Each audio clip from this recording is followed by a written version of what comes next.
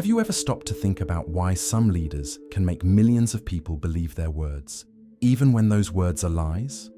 Why do we so often find ourselves supporting causes that go against our own interests? There's a manual that teaches how to gain and maintain power at any cost, a guide that shows how to manipulate the masses, control narratives, and make people obey without realizing it. This manual was written over 500 years ago by a man in Italy. His name was Machiavelli, and his ideas still move the world today. Get ready to discover how the mind of someone who truly has power over you actually works.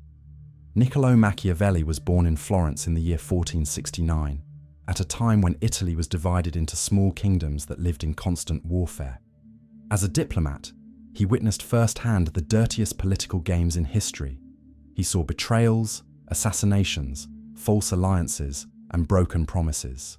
He saw how apparently noble leaders were actually masters of deception. When he lost his political position, Machiavelli isolated himself in his house and decided to write down everything he had learned. The result was The Prince, a book that shocked the world because it revealed the raw truth about power. For the first time in history, someone had the courage to admit that governing has nothing to do with being a good person. This small book forever changed how we understand politics. Before Machiavelli, thinkers talked about how kings should be just and virtuous. Machiavelli was the first to say, "Forget virtue.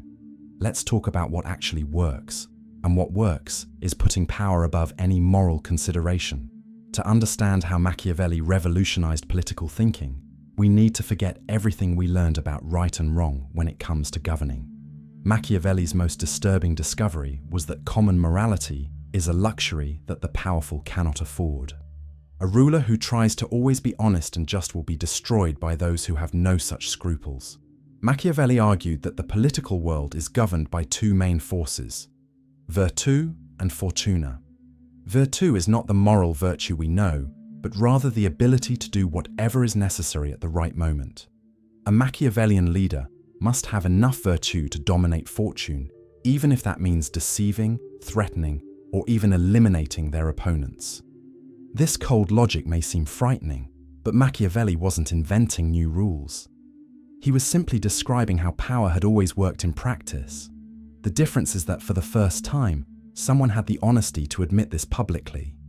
Within this new worldview, manipulation stops being seen as something necessarily bad and starts being seen as a tool. Just like a hammer can build a house or break a window, manipulation can be used for noble or destructive purposes. What matters is not whether the tool is morally correct, but whether it is effective. A Machiavellian prince needs to be a master of manipulation, because governing is fundamentally about making people do things they wouldn't naturally do. To get millions of people to pay taxes, follow restrictive laws, or risk their lives in a war, a ruler needs to manipulate their perceptions, fears, and desires. Machiavellian manipulation works on several layers. On the surface, the leader uses inspiring speeches and attractive promises. At a deeper level, he creates situations that force people to act in certain ways without realizing it. At the most subtle level, he shapes people's very reality, making them see the world through the lenses he has chosen. The most dangerous aspect of this tool is that it works best when people don't realize they're being manipulated. Machiavellian manipulation is always wrapped in layers of noble justifications and apparently genuine concerns. This brings us to the heart of one of the most famous questions raised by Machiavelli. Is it better to be loved or feared? His answer was clear. Fear is more reliable than love. Love is a fragile and inconstant emotion. People can stop loving for any reason. Fear, on the other hand, is an emotion you can control directly. When people fear the consequences of challenging you, they obey regardless of how they feel.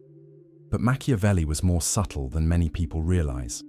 He advocated the strategic use of fear combined with careful doses of hope. People need to have enough fear not to rebel, but they also need to have enough hope to keep producing. It's like calibrating a delicate instrument. Too much fear paralyzes society. Too much hope encourages disobedience. The genius of using fear and hope together is that they reinforce each other. Fear makes people value more any hope that's offered. Hope makes people tolerate more fear. A skillful leader can alternate between these two emotional states, keeping people in constant psychological dependence. Observe how this works in practice. A government can create fear through external threats and then position itself as the only source of security. A company can create fear through the threat of layoffs and then offer hope through promises of growth. The dynamic is always the same: create emotional dependence. And this brings us to another profound insight from Machiavelli: the crucial difference between a leader's public image and their real actions. Machiavelli realized that people judge leaders more by appearance than by actual results. If a ruler appears pious, brave, and just, most people will assume he actually possesses these qualities, even if his private actions say otherwise. Politics is fundamentally about managing perceptions, not managing realities. A Machiavellian leader invests heavily in his public image. He appears at religious ceremonies to seem pious, even though he's an atheist. He visits wounded soldiers to seem compassionate, even though he sent those soldiers to unnecessary wars. He promises transparency in public speeches, even while keeping the most important secrets well guarded. The most sophisticated aspect of this strategy is that the leader needs to actually believe in his own performance, at least in part. If he's always consciously pretending, eventually someone will notice the charade.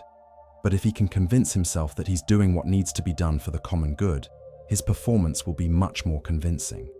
This duplicity is not seen by Machiavelli as hypocrisy, but as practical necessity. The world is too complex for ordinary people to understand all the nuances of political decisions. It's more efficient to present a simplified and inspiring version of the facts, even if it's not completely true. This invisibility of the true operations of power leads us to one of the most effective Machiavellian strategies: divide and conquer. The divide and conquer strategy works on a simple principle. People busy fighting among themselves don't have time or energy to question who's really in charge. If you can make different groups in society see each other as enemies, they'll never unite to challenge you. Machiavelli observed that every society has natural divisions: rich and poor, young and old, different regions, different professions. An intelligent ruler doesn't try to eliminate these divisions. That would be impossible. Instead, he strategically amplifies them, making each group believe that their problems are caused by the other groups. The diabolical beauty of this strategy is that it feeds on real problems. People really do compete for jobs and resources. The manipulator doesn't need to invent these tensions. He just needs to direct and amplify them until they become the main focus of public attention. When groups are busy blaming each other, they stop asking the important questions. Who's making the decisions that really affect their lives? Who's benefiting from the current state of things? These questions disappear, replaced by debates about which group is most responsible for the problems. The result is a permanently polarized society, where each group sees the others as obstacles to their progress. Any leader who promises to protect their group from the other groups can count on loyal support, regardless of their other policies. The strategy becomes even more effective when combined with specific promises for each divided group. Machiavelli understood that promises are one of a leader's most powerful tools, not necessarily because he intends to keep them, but because they allow people to project their hopes onto an authority figure. A well-made promise can keep millions of people loyal for years, even if it's never fulfilled. The key is making promises that sound specific enough to seem real, but vague enough never to be truly tested. We're going to improve the economy is perfect because everyone wants a better economy, but no one can define exactly what that means. We're going to defend traditional values is another ideal promise, because it allows each person to imagine their own values being defended. The timing of promises is crucial. They should be made during times of crisis, when people are most willing to believe in simple solutions.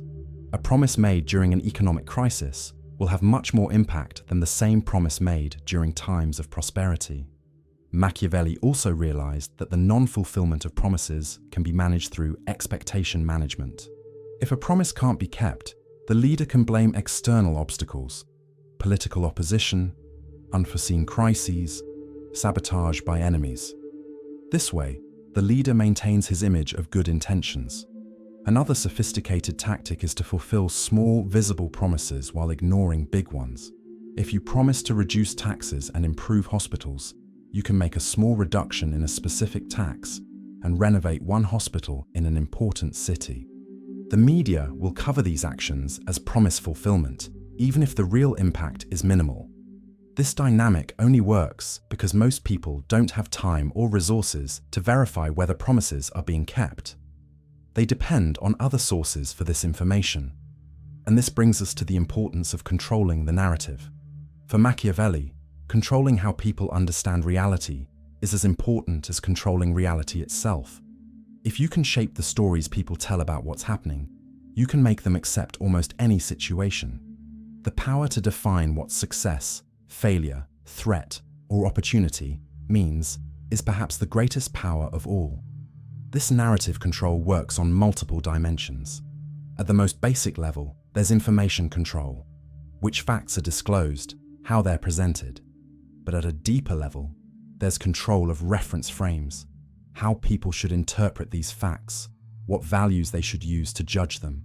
A master of narrative can transform defeat into victory simply by changing the evaluation criteria. If a war was lost, he can focus on the courage shown. If the economy is bad, he can focus on the necessary reforms being implemented. If there are scandals in his government, he can focus on historical achievements that cannot be tainted. The beauty of this technique is that it doesn't require direct lying. All the information presented can be technically true. The power lies in selection and framing. It's possible to tell the truth in a way that creates a completely false impression of reality. Machiavelli also understood the importance of symbols and rituals in narrative construction. A well-organized public ceremony can communicate more power than 1,000 speeches. An iconic image can be worth more than volumes of statistics. People think with emotions first and logic second, so whoever controls emotions controls thinking. This power to shape perceptions has become even more crucial in the modern era, where communication tools have multiplied exponentially. When we observe modern politics, it's impressive how Machiavelli's principles remain relevant. Today's politicians continue separating ethics from effectiveness, manipulating fears and hopes, managing public images, and controlling narratives. The difference lies in scale and sophistication. Modern political campaigns are laboratories for Machiavellian experimentation. Every speech is tested with focus groups to measure its emotional impact. Every image is carefully planned to transmit subliminal messages. Every promise is calibrated to target specific segments of the population. Fear manipulation has become particularly sophisticated. Politicians no longer need to create real threats. They can simply amplify fears that already exist in the population. Fear of crime, fear of economic instability, fear of cultural changes. Each fear can be cultivated through selected stories and emotional language. Similarly, hope management has become an exact science. Consultants identify exactly which promises resonate with which demographic groups. Speechwriters develop inspiring narratives that make people feel part of something bigger, even if they don't understand exactly what it's about. Modern political alliances also follow Machiavellian logic. They're based on convenience, not principles. Politicians who attack each other in primaries unite when facing the opposing party. Ideological consistency is less important than strategic viability. But the application of Machiavellian principles goes far beyond formal politics. They have spread throughout society, finding particularly fertile ground in media and mass culture. The modern media industry operates according to fundamentally Machiavellian principles. It sells narratives that keep audiences engaged, regardless of whether those narratives accurately reflect reality. The goal is not to inform, but to capture attention. And attention is captured more easily through fear and outrage than through balanced analysis. Each news channel develops its own version of reality, carefully calibrated to confirm the biases and fears of its target audience. If your audience fears social changes, you focus on stories that confirm that fear. If your audience wants to believe they're being persecuted, you find evidence of that persecution. This manufacturing of consensus through repetition is particularly effective because people tend to confuse familiarity with truth. If they hear the same interpretation repeatedly, they start to believe it's obviously correct. The entertainment industry also serves Machiavellian functions. Movies, series, books, and games don't just reflect social values, they shape them. They teach people how to think about power, authority, heroism, and morality. A series that portrays torture as a necessary tool can gradually change public opinion about the acceptability of torture. Social media influencers function as micro-Machiavellis, building personal loyalty that can be converted into economic power. They create carefully curated personas that seem authentic but are products of sophisticated marketing. These dynamics intensify on social media, which has become the new main arena for Machiavellian tactics. Social media created the perfect environment for Machiavellian manipulation because it combines massive reach with precise targeting. For the first time in history, it's possible to send personalized messages to millions of people simultaneously, with each person receiving exactly the message most likely to influence them.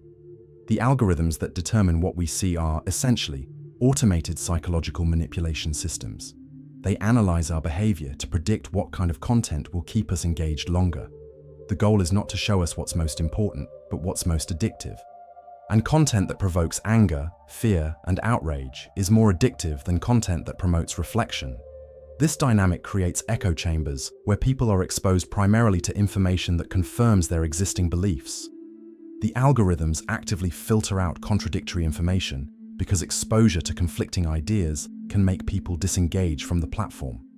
The fake news phenomenon is a particularly Machiavellian manifestation of this dynamic. False stories often spread faster than true stories because they're designed to provoke strong emotional reactions. They don't need to be true, they just need to confirm what people already want to believe. The resulting polarization serves perfectly the interests of those who want to control the public narrative. When people are divided into groups that can't even communicate anymore, each group can be manipulated separately with contradictory messages. The tech companies that control these platforms have become instruments of Machiavellian power. They collect intimate data about billions of people and use that knowledge to influence behaviors on an industrial scale.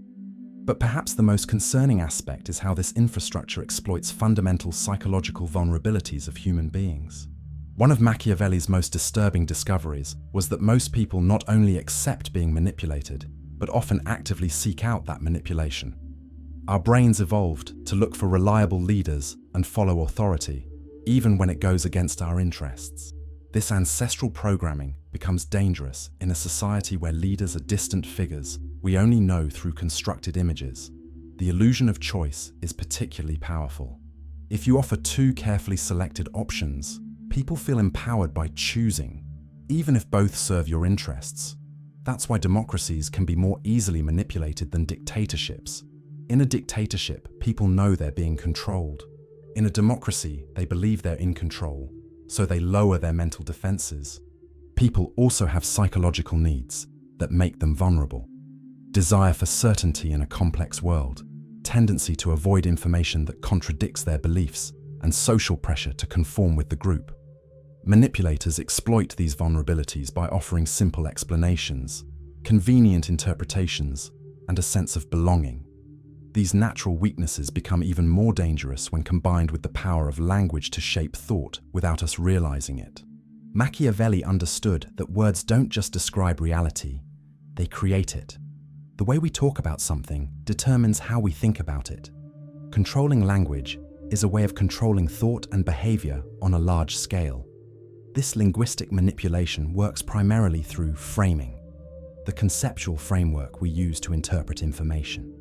The same situation can be described as necessary reform or attack on rights, as security measures or police state. Each frame activates different emotions and moral judgments. Political slogans are pure exercises in linguistic engineering. Make America Great Again doesn't describe any specific policy, but activates nostalgia and national pride. Yes, we can doesn't specify what we can do. but creates a sense of possibility. These slogans work because they penetrate the subconscious and create emotional associations. Repetition is crucial in this process. A lie repeated 1,000 times can become psychologically indistinguishable from truth, not because people are stupid, but because the brain uses familiarity as a shortcut to determine credibility. Euphemisms are another powerful tool. Collateral damage sounds less disturbing than civilian deaths. Re-engineering sounds more positive than layoffs. Enhanced interrogation sounds more acceptable than torture. These substitutions don't change the facts, but they change how we feel about the facts. Language can also create artificial divisions between groups. Terms like us versus them, true patriots versus traitors, create mental categories that simplify complex issues into binary conflicts. Particularly insidious is the use of emotional language to deactivate critical thinking. Words like crisis, emergency, existential threat create a mental state where quick decisions seem more important than careful analysis. These techniques of manipulation through language are not modern inventions. They have been used throughout history by leaders who intuitively understood the power of words. To truly understand how Machiavellian principles work in practice, it's worth examining some historical masters of these arts, leaders who applied these tactics with such mastery that they shaped entire civilizations and whose methods still echo in contemporary politics. Caesar Augustus was perhaps one of the most brilliant appliers of the ideas that Machiavelli would systematize. After Julius Caesar's death, Augustus faced a classic problem: how to concentrate absolute power in a society that had killed a dictator for trying to do exactly that. His solution was Machiavellian in essence: maintain all the appearances of the republic, while discreetly controlling all the mechanisms of real power. Augustus never declared himself emperor. Officially, he was just the first citizen who had reluctantly accepted various temporary responsibilities to help Rome. He maintained the Senate, elections, magistrates, the entire formal structure of the republic, but he ensured that only his allies were elected and that all important decisions went through him. Napoleon Bonaparte offers another fascinating example. He came to power promising to defend the ideals of the French Revolution: liberty, equality, fraternity, but gradually concentrated all power in his hands, eventually crowning himself emperor. Napoleon's genius was managing to do this while maintaining popular support, because he always framed his authoritarian actions as necessary to protect revolutionary achievements. Napoleon also demonstrated mastery in narrative control. He created one of the first modern propaganda systems, with controlled newspapers, monuments celebrating his feats, and a carefully constructed personal mythology. His campaigns were covered as heroic epics, his defeats transformed into lessons in courage. In the 20th century, Franklin Roosevelt used radio in a revolutionary way to create a personal relationship with millions of Americans through his fireside chats. He managed to approve policies that dramatically expanded federal power by making them seem like intimate conversations, not political decrees. Winston Churchill showed how language manipulation can be used for noble purposes. During World War II, he transformed a desperate situation into a heroic narrative of resistance. His phrases, "We shall never surrender," "their finest hour," didn't just describe the situation, but shaped how the British people understood their role in history. These examples show that Machiavellian tactics can be used for both good and bad purposes. The technique itself is neutral. What matters is the intention of whoever uses it. But this moral neutrality makes it even more important to understand how they work, because they're being used around us all the time. And this brings us to examine how these techniques permeate our daily lives, far beyond politics and history. Machiavellian manipulation doesn't only happen on the grand stages of politics. It's integrated into the fabric of modern life, operating in seemingly mundane environments: our jobs, our relationships, our experience as consumers. In the corporate environment, companies cultivate organizational cultures that are essentially psychological control systems disguised as camaraderie. Employees are encouraged to see the company as a family, their colleagues as siblings, and their work as a noble mission. This emotional language makes it harder to question policies that may not be in the employee's interests. The management by objectives technique is a perfect example of manipulation through the illusion of autonomy. Employees receive goals that seem like personal choices, but are carefully calibrated to maximize productivity. They feel empowered because they participated in defining these objectives, but in practice, they're following a predetermined script. Modern marketing is perhaps the field where Machiavellian techniques have been most refined. Advertisers don't sell products. They sell identities, relationships, and solutions to anxieties they themselves create. A cosmetics company doesn't sell makeup. It sells confidence. A car company doesn't sell transportation. It sells status. A tech company doesn't sell devices. It sells connection. These campaigns work by first creating dissatisfaction with the status quo, then presenting the product as the solution. It's the same dynamic of fear and hope that Machiavelli identified, adapted for mass consumption. On social media, we're constantly manipulated through intermittent validation techniques. Likes and comments function as psychological rewards that keep us addicted. But they're distributed irregularly, which makes them more addictive. It's the same technique used in casinos. In education, evaluation systems can function as behavioral control tools disguised as academic merit. Students learn not out of curiosity, but to avoid punishments or get rewards. In healthcare, public campaigns often use exaggerated fear, followed by simplistic solutions that transfer individual responsibility without addressing systemic causes. Even our personal relationships can become arenas of manipulation. Partners can use intermittent reinforcement techniques, alternating between excessive affection and coldness to keep the other emotionally dependent. Parents can use guilt and conditional love to control children. Friends can use social pressure to influence decisions. The most disturbing aspect is that often this manipulation is practiced by people who don't even realize what they're doing. They learn these techniques through experience, without consciously understanding their manipulative nature. This omnipresence of subtle manipulation creates an environment where our capacity for critical thinking is constantly being undermined. We develop resistance fatigue.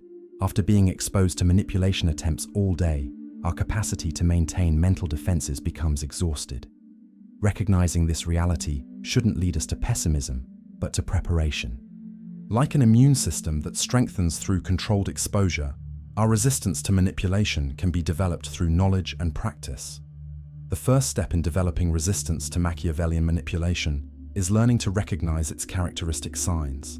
Like a doctor who diagnoses through symptoms, we can identify manipulation attempts through specific patterns. Excessive emotional appeals are one of the clearest signs. When someone tries to make us feel intense fear, deep anger, excessive guilt, or desperate hope, we should suspect we're being manipulated. Emotions are important, but when they're artificially amplified, they can make us act against our own interests. Artificial urgency is another revealing sign. Phrases like limited offer, last chance, urgent decision are used to pressure us to decide before we have time to analyze. Manipulators know that haste is the enemy of critical reflection. Promises that are too grandiose to be realistic should also trigger warning signals. If someone promises to solve all our problems with a simple solution, or offers extraordinary gains with minimal risks, they're probably trying to manipulate us. Polarized language is another reliable indicator. When someone describes complex situations in binary terms, you're either with us or against us, this is a matter of life or death, they're usually trying to artificially simplify reality to pressure us to choose a side. Pay attention also to attempts at social or informational isolation. If someone encourages us to ignore opinions from people we normally respect, or discourages us from seeking independent information, this may be a sign that they want to control our perception of reality. Attacks on our thinking process are also revealing. Phrases like, "You're overthinking," "Trust your instincts," "Stop questioning," are used to discourage critical analysis. Anyone who discourages us from thinking carefully probably doesn't have our best interests in mind. The inconsistency between words and actions is another important sign. Pay attention not just to what people say, but to what they do. If there's a significant discrepancy between the values someone professes and the behaviors they demonstrate, this may indicate manipulation. Finally, trust your emotional instinct. If something feels wrong, even if you can't identify exactly what, take that feeling seriously. Our intuition often detects subtle signs of manipulation that our conscious mind hasn't processed yet. Recognizing these signs is just the first step. The next is developing practical strategies to resist manipulation when we encounter it. After learning to identify manipulation attempts, we need to develop concrete strategies to maintain our intellectual and emotional autonomy. The goal is not to become paranoid, but rather to maintain our capacity for critical thinking even under pressure. The first line of defense is always seeking information from multiple independent sources. Before making any important decision, especially when there's pressure to decide quickly, look for other perspectives. Triangulation of information is one of the best ways to resist manipulative narratives. Develop the habit of automatically questioning the premises behind any argument. When someone says, "Everyone knows that," ask yourself, who exactly knows this? When they say, "It's obvious that," ask yourself, why should it be obvious?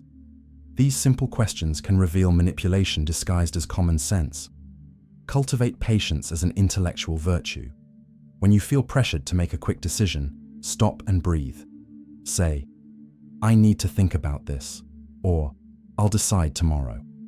Most important decisions can wait at least a few hours of reflection. Learn to recognize and resist your own psychological vulnerabilities.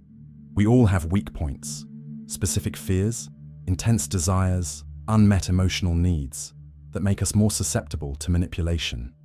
Knowing your vulnerabilities is the first step to protecting them. Develop a network of independent relationships that can serve as a verification system. Stay in touch with people who aren't afraid to disagree with you, who don't benefit from the decisions you make, and who genuinely care about your well-being. Practice the art of saying no without feeling obligated to justify your decision. Manipulators often exploit our social need to explain our choices. Sometimes, a simple "no, thank you" is more effective than a detailed explanation.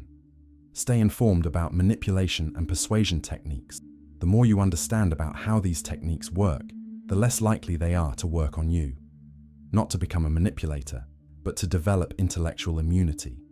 Finally, cultivate clear personal values and non-negotiable principles. When you have a well-defined moral compass, it's easier to detect when someone is trying to make you act against your own values. Developing this resistance is not just personal protection, it's an act of social responsibility. When we resist manipulation, we not only protect our autonomy, but also contribute to a society where critical thinking is valued above emotional persuasion.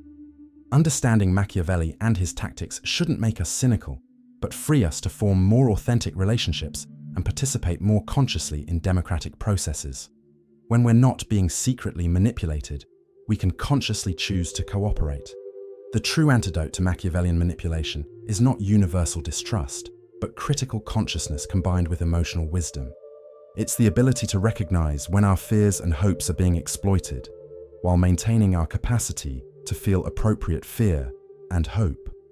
Ultimately, Machiavelli's lessons teach us that power will always exist in human societies, and that this power will always try to maintain itself through manipulation of people's perceptions and emotions. We cannot eliminate this reality, but we can become more conscious participants in it. Knowledge of Machiavellian tactics doesn't make us immune to manipulation. None of us is. But it gives us tools to maintain our intellectual autonomy, even in a world where powerful forces constantly try to shape our thoughts and actions. And perhaps more importantly, it reminds us that our critical consciousness is one of the most precious assets we possess. The true victory over Machiavellian manipulation is not never being influenced by anyone. That would be impossible and even undesirable. The true victory is always maintaining the capacity to consciously choose when to be influenced and when to think for ourselves. It's preserving our dignity as human beings capable of reason. Remember, every time you stop to question a convenient narrative, every time you seek a second opinion, every time you resist pressure to choose quickly, you're exercising your most fundamental freedom, the freedom to think for yourself. If this content helped you see the world with more clarity, subscribe to the channel to continue developing this critical consciousness, and leave your like so more people can have access to this knowledge that makes us not more paranoid, but wiser.